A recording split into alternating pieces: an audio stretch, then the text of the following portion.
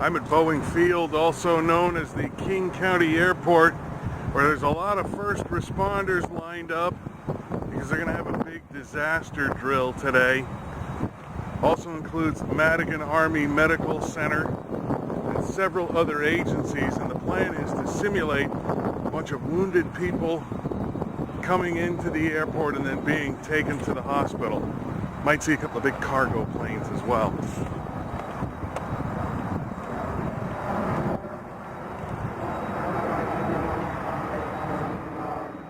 We're still waiting for the first of two C-17s to arrive, but looks like we have well, it looks like a military helicopter arriving.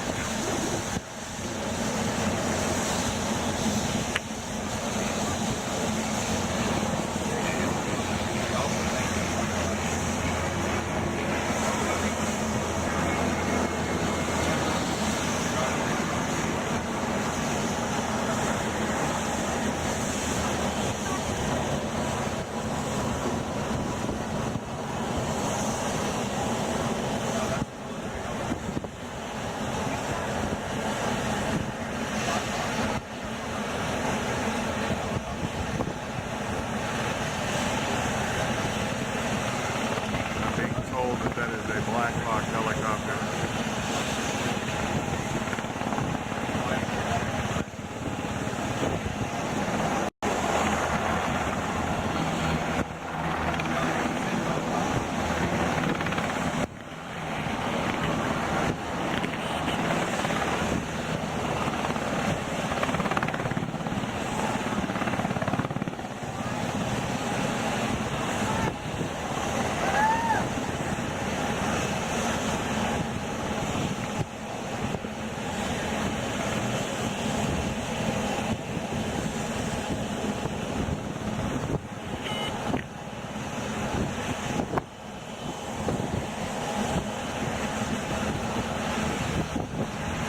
That's what looks like a red cross on it, which would make it a medical helicopter.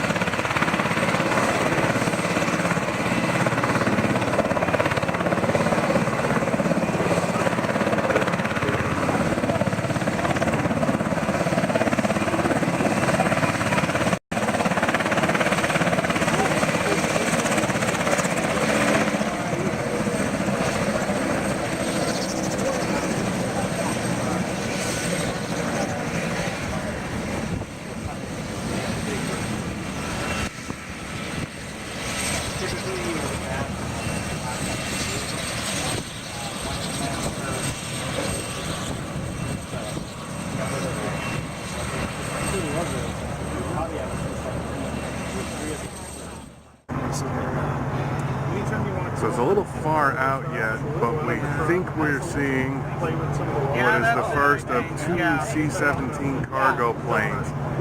And the scenario we were just told is that these planes are coming from Hawaii, where, according to the scenario, 2 days ago, they had a tsunami, and they are bringing tsunami victims here, and they are testing first responders to see how quickly they can get them over to Harborview and get them cared for. And from the looks of it, it's a pretty good sized plane, so we think that's it. Well, yeah, so anytime you guys got that's awesome. I was wondering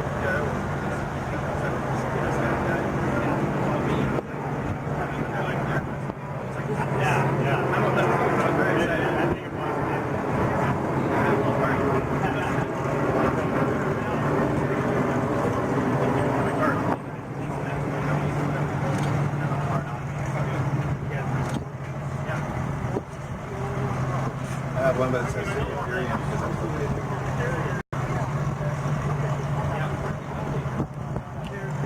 Actually, worked there for 4 years. Really? Yeah. Yeah, because we're new.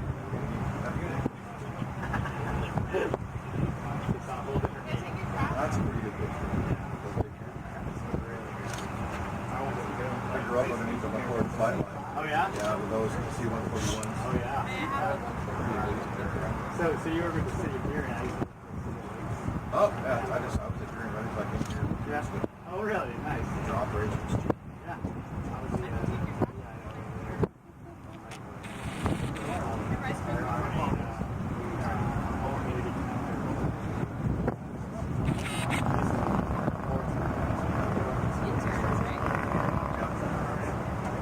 Yeah, so I work with the striker brigade during the protests that they had in Puerto Rico.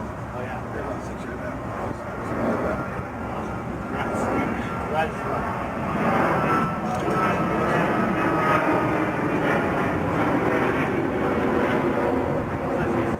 Yeah, right. Stay around.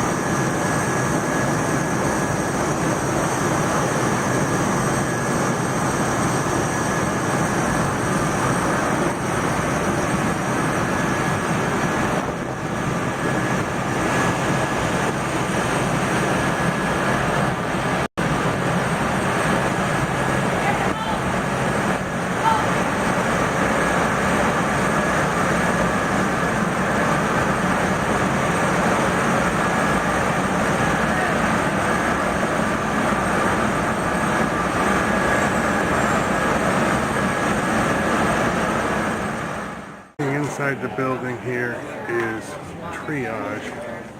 You can tell by the color of the mats on the floor how urgent these patients are.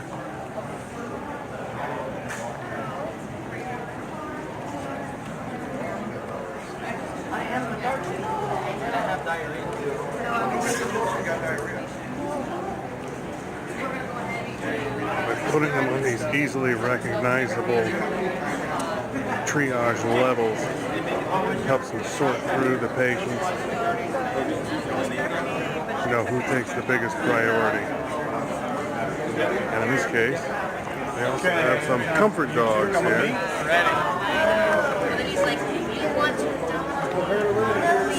Lift. Move. Ready, move.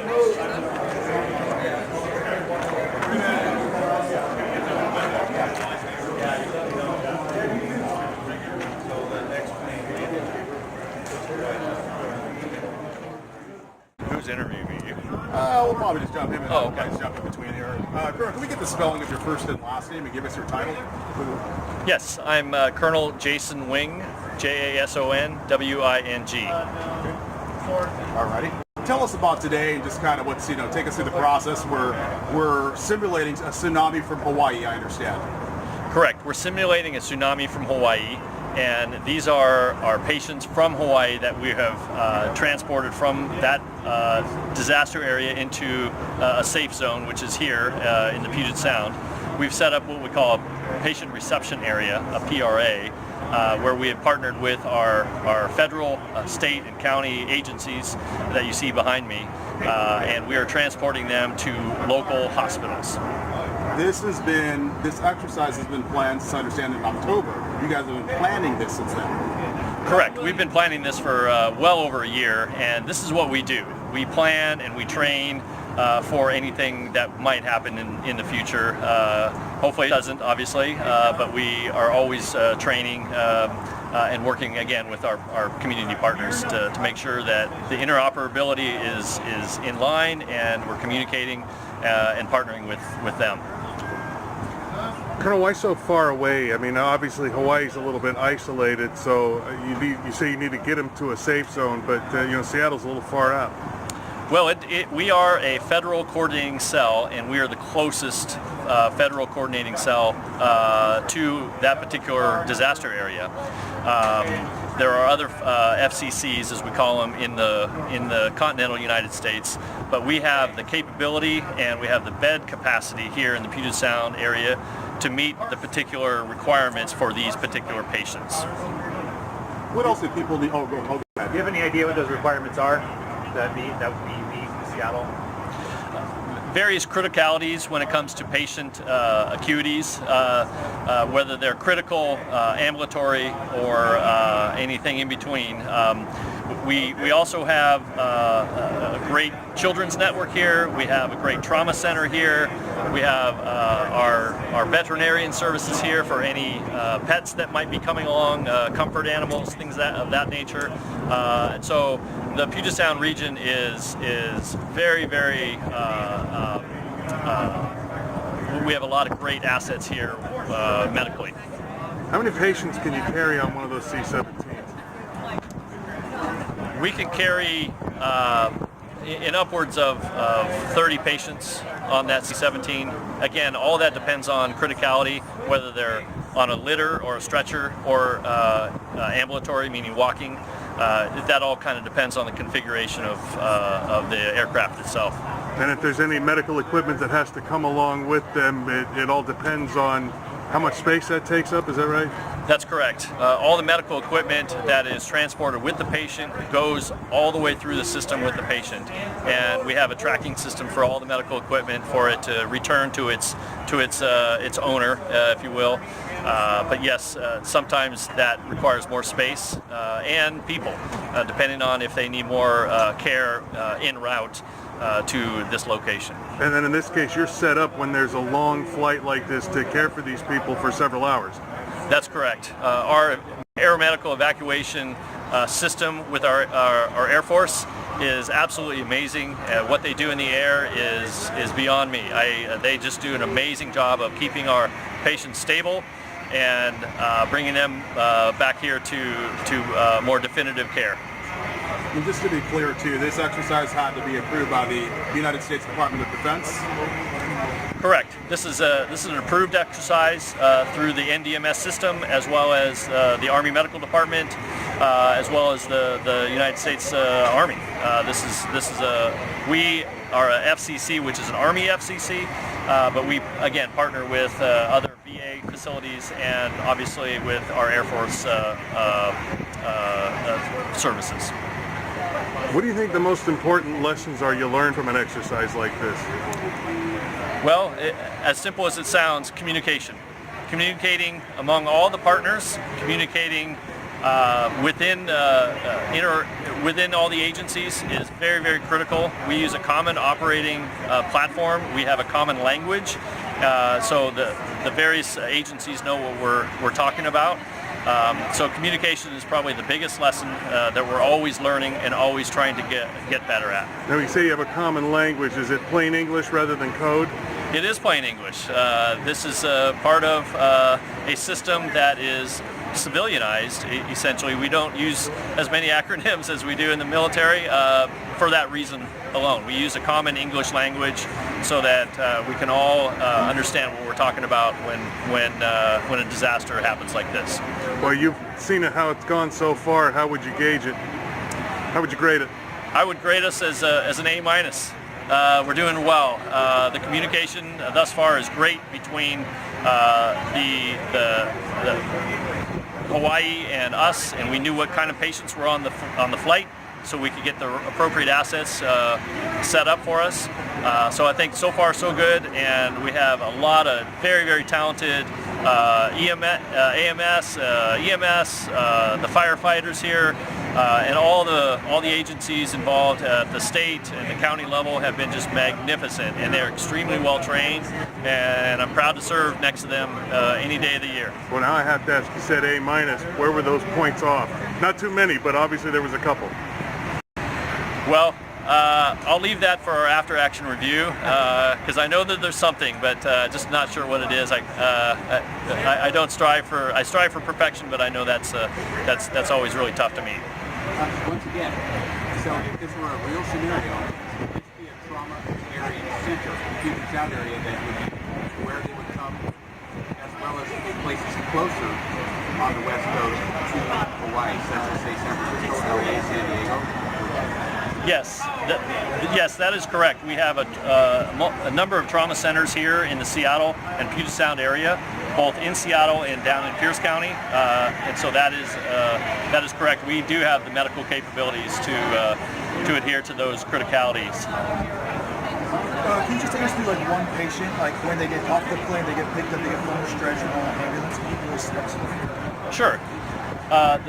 The process is fairly simple. Once they get on the ground here, they're offloaded from the aircraft, and we process them through a very robust network system called JPATS, which is the Joint Processing Tracking System that all the agencies have access to. So once they're processed there at the table, then our ambulance crews then transport them to the various hospitals. Thanks, Colonel. Thank you so much. We appreciate the time. Yes, sir. Thank you. And put into quarantine to make sure that they have all their initial vaccines, and then they're sent out into the county at designated shelters or veterinary clinics that have them at the time that they'll be housed until they're reunited with the patient. That wraps up what I need. Unless you guys have anything else, you did a great job. Oh, thank you very much. You really nailed that. Yeah. Very good.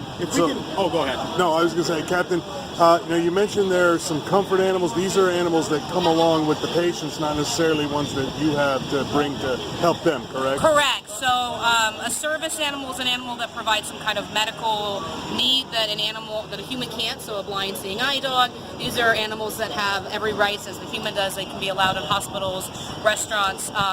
Comfort animals are animals that help with anxiety, PTSD. Those are allowed to come with them, but a lot of times hospitals aren't allowed to have those animals there. And then there's therapy animals, which provide a different kind of service to a mass general. So these are animals that go into hospitals that kind of help multiple people, children, those kind of things. And so we had 2 different kinds of role playing today. Spot was one of our comfort animals today. So he came along, we did a triage on him and then took him back into quarantine. This is Mufasa. He was one of our service animals. Unfortunately, we actually did not want him going to the hospital as he so he came along. We did our triage with them, and then we tagged them. They're both tagged, and then we'll be able to get them back to their owners. Yeah. And where do they go where they're being held? So if they're comfort or therapy animals, the county has partnered with multiple shelters and veterinary clinics that would be willing to accept them. And so when those animals are housed in the back where we have them in quarantine, and then we have a list of which kind of shelters and clinics they're being taken to. We give those to the appropriate authorities, and then they let the patients know. So that way, at the time when the patients are released from the hospital or their families want to come get them, they can do so. This dog is being checked over earlier. Yes. I was watching that from the balcony above. In what way was he or she being checked over? So what we provide is a general physical assessment. So we're checking temperature, pulse, respiratory. We're checking their skin, their eyes, their mouth for any signs of potential zoonotic diseases or other concerning issues that might mean that we need to put them into quarantine rather than release them immediately to the patient. Can we get the spelling of your first name?